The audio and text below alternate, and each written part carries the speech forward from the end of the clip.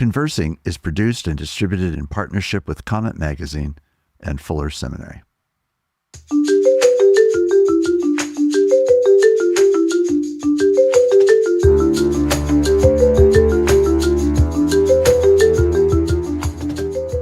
I'm Mark Labberton. Welcome to Conversing.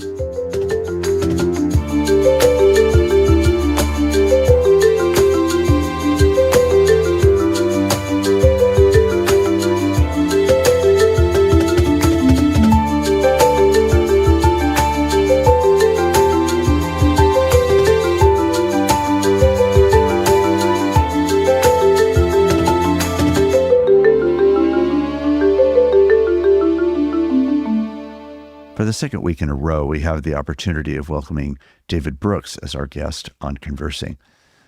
David, again, will be known to many of you, but he is best known probably as an opinion writer for the New York Times and as a contributing writer at The Atlantic.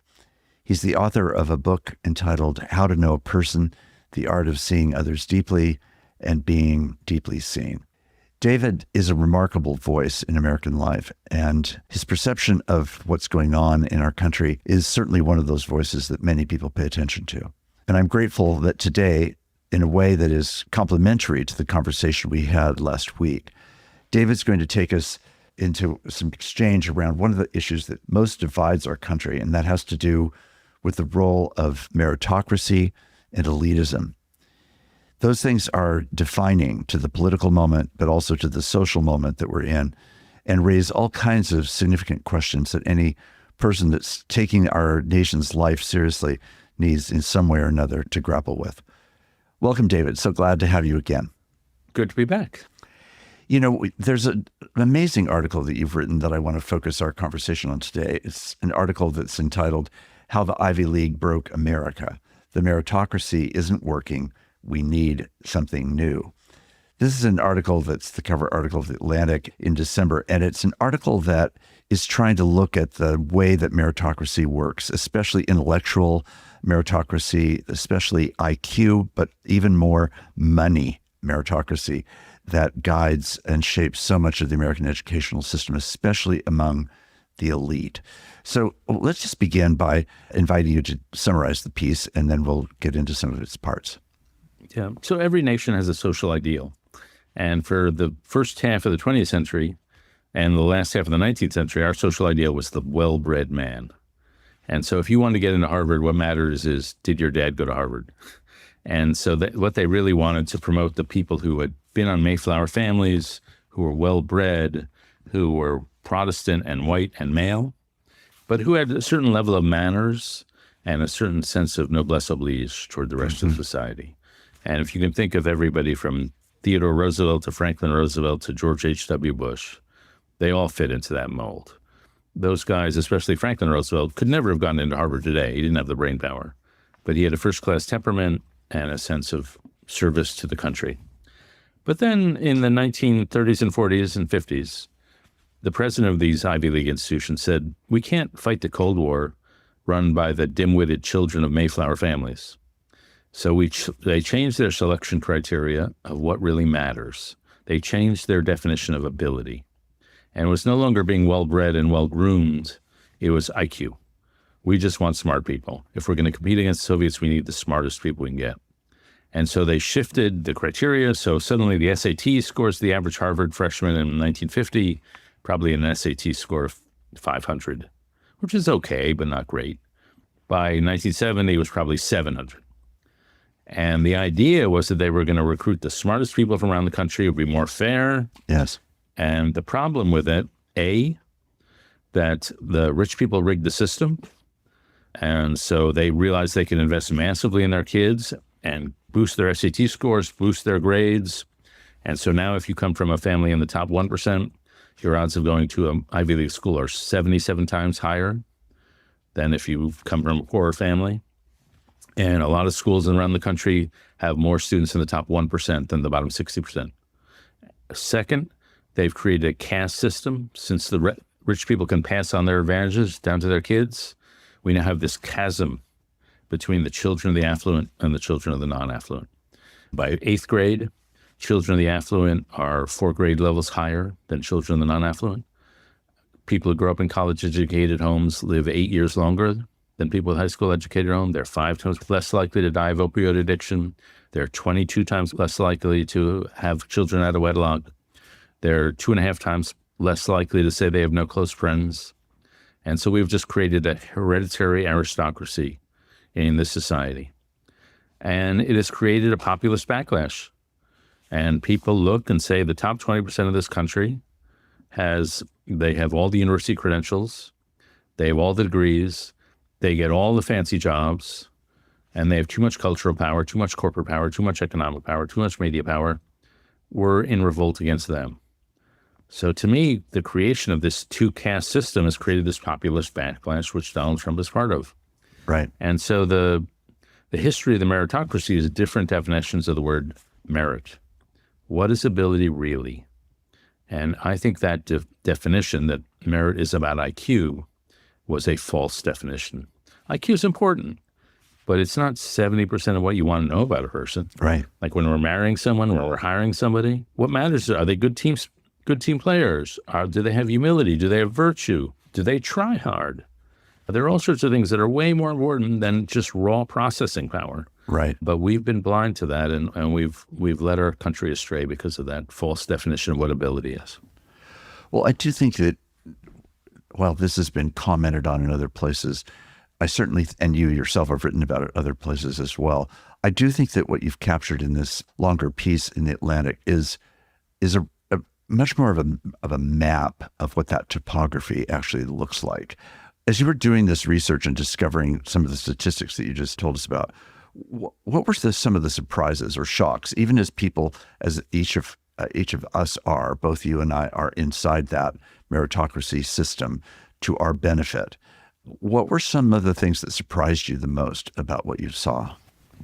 I think just how little IQ matters. Like IQ is important. It's probably like the dumb way I'd summarize it is it's 30% of what you need to know about a person to know how they'll do in life. But grades, for example, our meritocracy measures people by how they do in school. The definition of intelligence is academic ability. Right.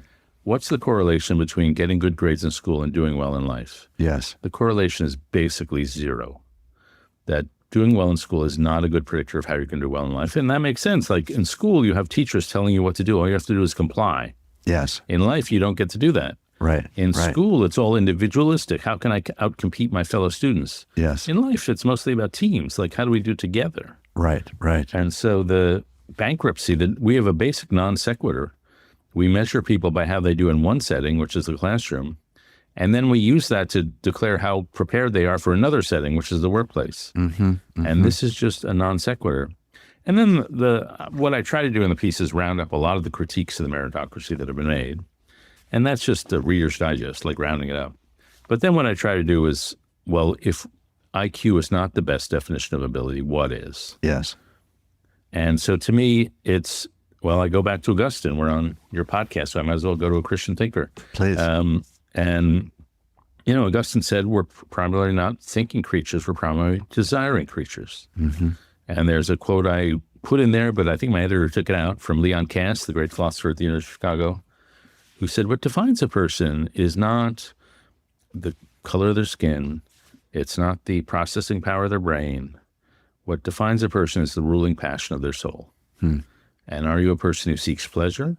Are you a person who seeks understanding? Are you a person who seeks selfless love? And not only what are your primary desires, but how good are you at regulating your desires? How good are you when you have a short-term desire to eat cake and a long-term desire to lose weight? How good are you at pursuing your long-term desire? Right, right. And so we become what we love, as Augustine said. Right. But that's non-cognitive. To put it in crude geographic terms, IQ is the prefrontal cortex. That's behind your forehead. Your desires are created in the midbrain, in the dopamine systems and all those systems. Right. And to me, that stuff, the desire, is hard to measure. It's hard to evaluate. You can't just give somebody an SAT test and say, what are your desires? But that's the crucial piece of a person.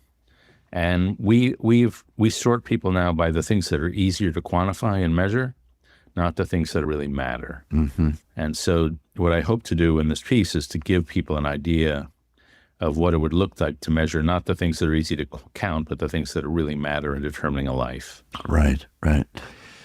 Take, let's say, the predominant emotion of the era that I would say is fear, and run it through the gauntlet of what you've just said, because I think it exposes why what you're saying is so important. Yeah, well, the one I admire most is desire, as I said. And desire is and curiosity. Let's call it curiosity. Okay. That's the love of learning. Yes. And to me, the people who really matter in life are not the bright, shiny 18-year-olds. They're the people who just keep getting better day after day. Mm-hmm. And so, for example, just take a very famous, obvious example. Warren Buffett was pretty smart. He's a smart guy. But what marks Warren Buffett more than anybody who competes in the world of finance, which is filled with plenty smart guys, he never stopped learning. Mm-hmm. He just woke up every day as, I want to learn more. And my life is going to be about learning. Mm-hmm. And that requires being a really good self-teacher. Yes. And so I taught at Yale for many years, and I used to tell my students, 70% of you are going to be more boring at age 30 than you are right now. Because you're plenty smart. You're just not curious. Right. And right now you have professors forcing you to ask the big questions. Yes. But when those professors go away, you're just going to slip into a professional rut. Yes, yes. And so the ability to keep asking yourself the big questions. Right. And to keep reconsidering those questions. And that is the desire for understanding. Yes, yes. And so even like I happen to be listening on an audiobook to Tina Turner's memoir. Uh-huh. And I'm now in the book where she's being abused brutally by Ike Turner. And she didn't know how to get to be a woman with her own voice. But over the years, she developed this ability to grow. Yes. And so a woman who was meek and submissive in the face of really abusive treatment discovered her voice, discovered her will, discovered some sense of dignity and self-respect. And that's just an awesome feat of growth. Yes. And so to me, what matters is being a grower. Right. The ability to keep growing. So you're a better person at 70 than you were at 60, and you're better at 60 than you were at 50. And you can't measure that by measuring who's a shiny 18-year-old. Right.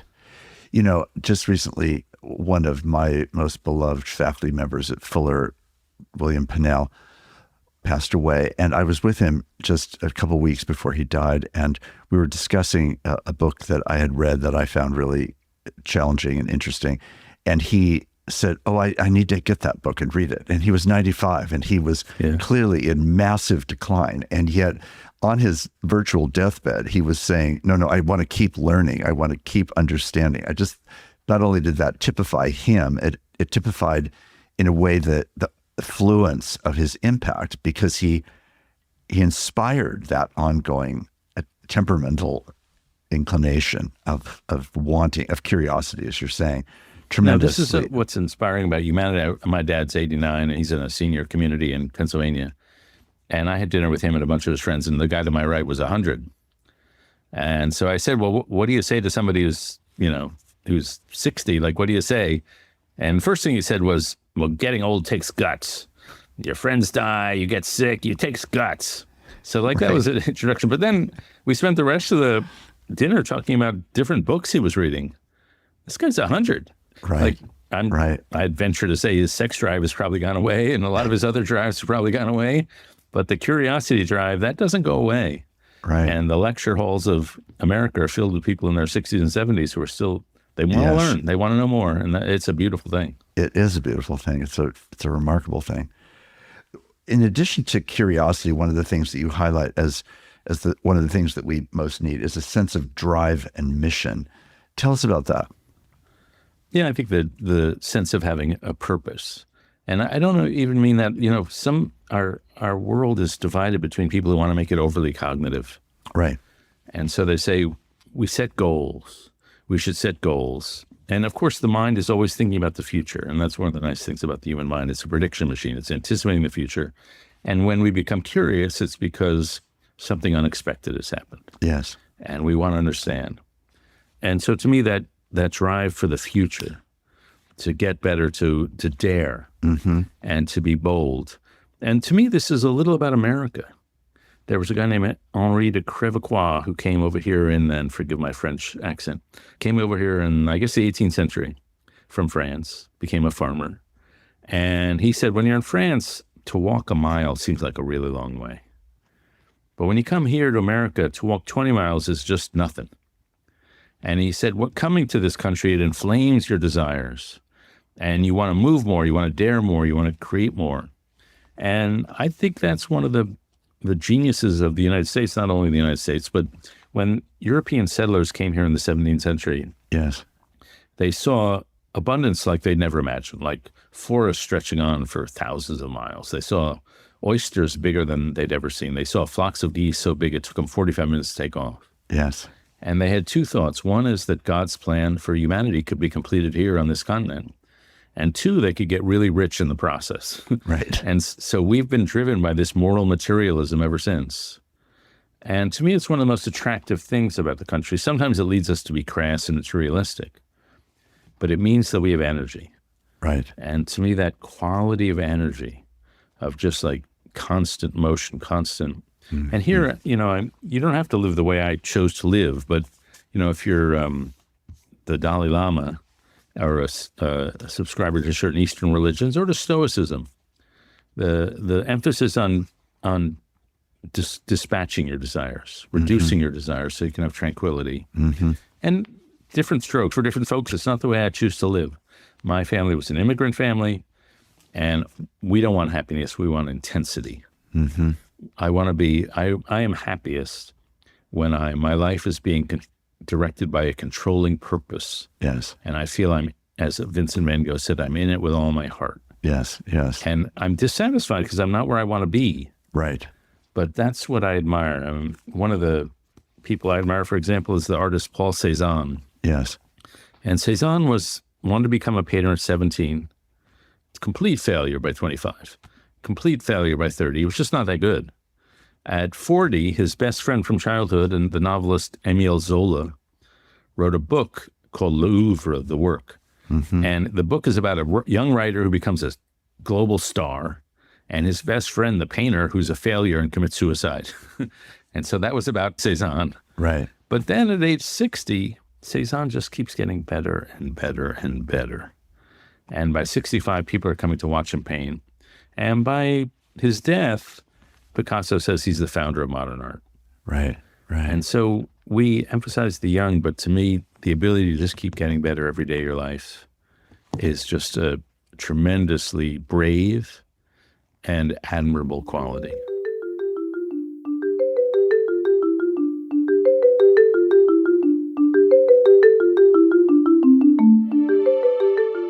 I'm Mark Labberton.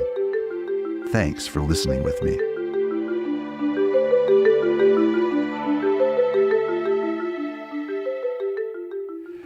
I do know that, for example, Yo-Yo Ma, who is obviously so highly regarded for the precision and elegance, utter beauty of his playing, is himself as a person about so much more than just music. He's really interested in the way that music as an aspect of life enables human thriving to occur, right? So one of the things that makes his impact so pervasive, so much bigger than just being, as it were, the world's best cello player, is that his own vision and mission is so much more encompassing and multidimensional, and therefore for people who may or may not ever be elite musicians, but who share in this inclination toward a passionate humanity or a passionate humanism. And I do think that is one of the things that is infectious about his playing. So you even feel that in the variety and style of his repertoire and the various risks that he's taken as a classical musician to do so many non-quote classical things is all part of the embodiment in his life of, I think, what you're talking about. Yeah. I hope you won't mind me telling the story, but many years ago I was at a lunch with him, and a third person at the lunch said, what's your identity? Who are you? And I said, well, I'm a writer. That's my identity. And he said, I'm a people person. And I said to him, really? You're a cellist. I would think you're a musician. And he said, no, I really love people. And I said, really? If I put you on a desert island with a bunch of people and no cello, you'd be happy? And he said, absolutely. Wow. And when you hang around Yo-Yo, he's like, he meets a person, any person, and it's like he's never met a human being before. Right. It's like, look at these creatures. They're amazing. Yes. And there's another one. And there's another one. He's so joyous because of his delight in humanity. Right. Right. And so that's a higher aspiration than the thing he's also so great at, which is playing the cello. But as you say, the love of humanity infuses the way he uses his wrists to play the cello. And this is partly why the quality or characteristic that you're describing is not class bound, and it's not performance defined. It's being defined, and it's who of who we are and how we live that actually ends up becoming this kind of infectious impact that people can bring, like a Yo-Yo Ma obviously does in a very exceptional way. But ordinary people in very, very ordinary circumstances can carry the same burden of the discovery of the person and the individual and the magnetism of a developing humanity. It's really it's one of the joys I always felt about being a pastor was that there was a group of people that I was called to just give exceptional attention to over a period of time through all of the peaks and valleys of their lives from birth to death and everything in between. And there was something about that felt like I was always ringside in the human experience and in the experience of what it meant to be a community and in the spiritual experience of what it meant to be a Christian community, trying to live humanly and with a kind of capaciousness of engagement and love and the pursuit of justice and mercy and truth into society and culture. It's one of the reasons why the church in Berkeley that I served, First Pres, is a church that has clear glass walls. And I've always loved that, so that everything weird and wonderful in Berkeley is in some sense surrounding the church, inside the church, outside the church, and it's that dynamic that's all about what I think the gospel is really calling us to engage and to discover ourselves. So it's obviously one of the things that attracts me, David, about your own work and about your own inclination toward these things. Tell us a little bit more about social intelligence, because in the article, you write a lot about just IQ, as you've commented on already. But social intelligence is a different kind of intelligence than simply IQ. And it's a big piece of your work over decades, not just in this very brief form in this article, but just talk to us a bit about that. Yeah. I should say a pet peeve that my editors put that phrase social intelligence in there, but I don't like that phrase. What phrase would you choose? It implies that being good with people is a form of intelligence. It still assumes that intelligence is the primary virtue. Yes, I did wonder about that. It's not intelligence. It's sympathy, it's empathy, it's having a theory of mind, it's having curiosity about other human beings. And so if you ask people, why are people fired from your firms? In 11% of cases, according to research, people are fired because they lack the technical ability to do the job. In 89% of cases, it's because people are poor teammates. They're uncoachable. They lack the basically friendship skills. And then the other bit of research I'd said, which I think I said in the article, is that somebody looked at financial planners who are superstar performers at their firm. And then they quit their firm because they get lured away for more money at another firm. And their results plummet over the next 5 to 10 years because the talent they had was not in their own brain. It was in the team around them. And the same holds true, by the way, of surgeons. Surgeons are very different when they're performing with the people that usually perform surgery versus a bunch of strangers. And so talent doesn't inhere in the individual, it inheres in the team. Yes. And what makes a good team? It's not the IQ of the individuals. It's the ability to take turns while talking. Yes. It's the ability to volley ideas and to feed into a common funnel of thought. And so that's a form of social adeptness that is just super important. And so we all understand that in our firms, but we don't sort for that in our schools. And so, for example, one of the things I wish we did, and I talked about this in the piece, is more of what they call project-based learning. And so there's a school, I saw a documentary, it's called High Tech High, it's in San Diego, it's a bunch of schools actually. But they showed a bunch of kids, and they were in part of teams, there are no classroom periods, there are no grades in these schools. But you're part of a team of 15, and you have to study why civilizations decline and fall. What are the different factors? And not only do you have to study this, you have to make this big wooden gizmo that exemplifies all the causes like economic decline, social distrust, political corruption. And you have to build this gizmo with all these levers and gears and stuff like that to exemplify it. So you're not only studying it, you're working together to build this gizmo. Yes. And to me, that's what life is like. Yeah. We're trying to understand a complex circumstance, reduce it to its core values, and then build some practical manifestation of the response. Right. And one of the things that has helped me is a beautiful book called The Hour Between Dog and Wolf by a guy named John Coates. And he was a stock trader who survived a lot of the dot-com crash and other crashes, bubbles and crash. And he was so fascinated by this experience that he went on to become a neuroscientist. And he said, why did we all get caught up in these crashes, these bubbles, and which then caused us to lose all this money? We're supposed to be these rationalized creatures. Yes. And he found out that the people who got out of the bubble in the right time and didn't lose their shirts, they were really good at measuring their heart rate. They were aware of where their body was. Mm-hmm. And so they could say to themselves, my testosterone is just surging right now. Something is going on, and we're all being caught up in a mass hypnosis. Right. And because they were really adept at reading their own body, they could get out. And one of the points this neuroscientist makes is the mind is not built for problem solving. The mind is built for motion. That we do in life, we don't solve problems. We navigate complex terrains. Mm-hmm. And even if we're just doing a research project, we're navigating an opportunity space. Where's my research going to lead me? Where's it not? And so it takes a lot of emotional agility to move in that way. Mm-hmm. Mm-hmm. And the more theological way to put it is we're all pilgrims, and we're all searching for the journey that will transform us. And so the mind is not this computer designed to solve problems. The mind has helped us navigate through a space. Yes. And if we do it well, then we come out transformed.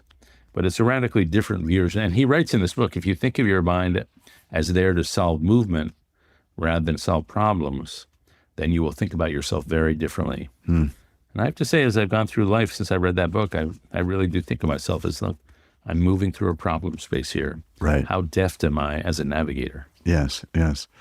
So let's take that analogy and apply it to what we discussed on the last episode when you were here, discussing really the election and post-election reflections you've been having. How does this article and the points you've just been making, how does it help us at a time when there is still so much fracture, so much vulnerability, so much pain, so much of a sense of disconnection and division? How does what you're describing help us? Well, if you segregate your society on IQ, you're inherently segregating on elitist grounds. Because basically IQ, you've created, it's a false construct. I want to be able to give you a test. I want to measure the same thing in every human being, and I want the answer to come out in a bell curve. Yes. And so I'm going to lop off the top 5%, and they'll be the select, and the bottom 95% will be the non-select. Yes, yes. And so if you measure that way, you're inherently creating an elitist society. Right. Second, you're going to get a bounce back. But second, it's not even the most important thing. You're not evaluating people by the right measure. Right. Like since we started the meritocracy, like back in the days when the stuck-up WASP blue bloods ran society, like they were a bunch of stuck-up blue bloods who wouldn't allow a lot of us into their clubs and things like that. But they did give us the Progressive Era, the New Deal, the Marshall Plan. It was kind of impressive.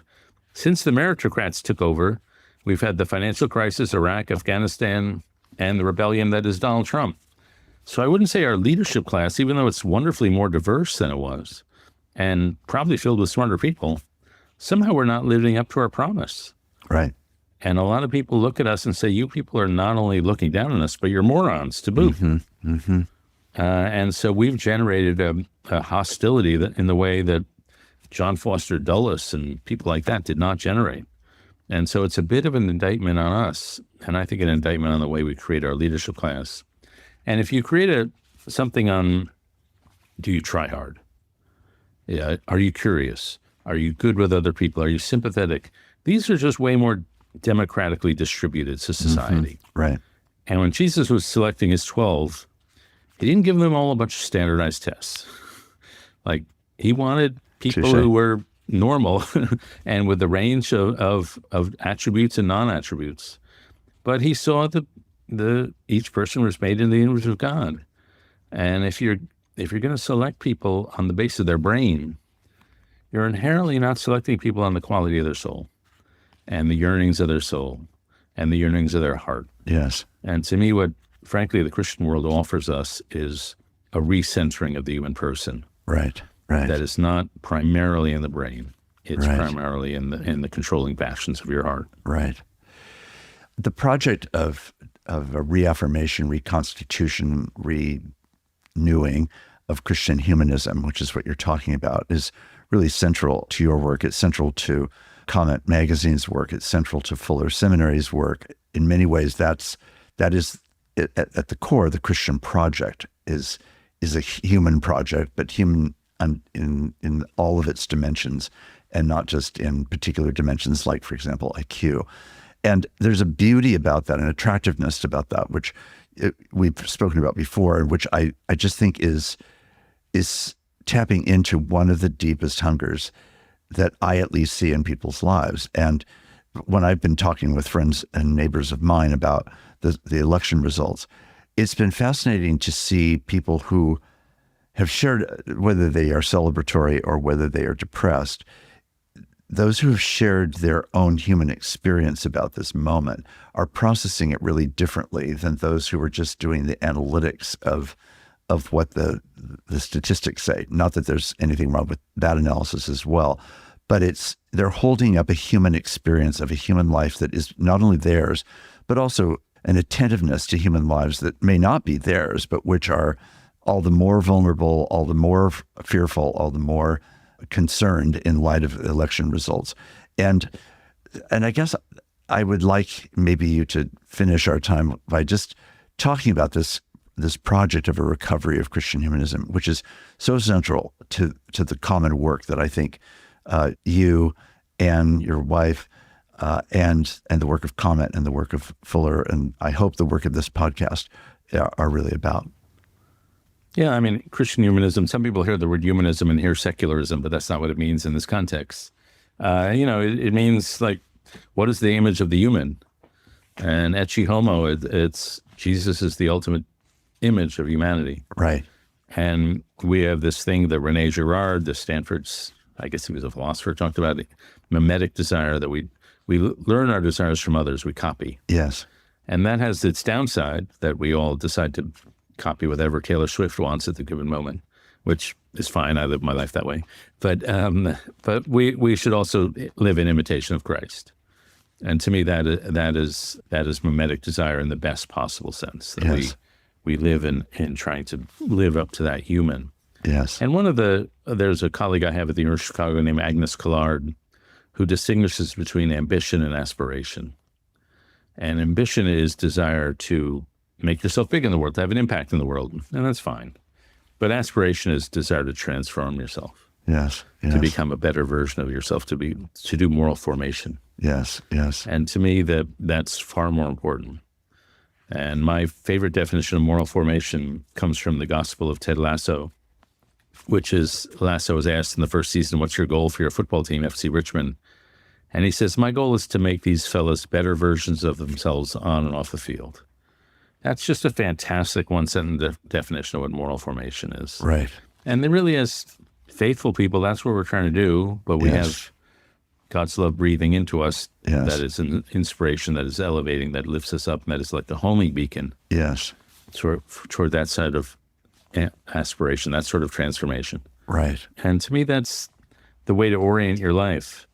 But it's become benumbed in our culture. Yes. Because and we struggle, believe me, I struggle with this every day, with the snares of ambition. And I'm for ambition. I believe people should try to make a difference in the world.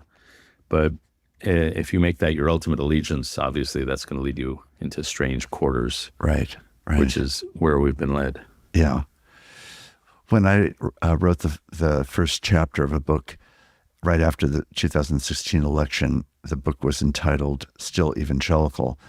And I was trying to describe what I thought the election had told us about the state of evangelicalism. And I said, the question in my mind is not really, am I still an evangelical? It's more, am I yet evangelical? Meaning, am I yet like the image of Christ who I seek to follow? And what your article and so much of your writing does, David, is lift up that kind of aspiration, not in a religious format necessarily, but undergirded by this kind of moral and I would say theological and spiritual vision of what the human is really centered in and what we are really for. And once again, you just continue to be, for me, and I know for just so many people, one of the great voices of our nation. And I really can't thank you enough for all of the many ways that is manifest in your work, whether it's through your writing or through your role on PBS or whatever else it might be. I just say thank you, and thank you for this time together. Oh, thank you, Mark. You've been obviously, you've been a major figure in my life, going back to many years ago when I had lunch with John Stott up until today. So I'm grateful to be in your wake. Well, God bless you.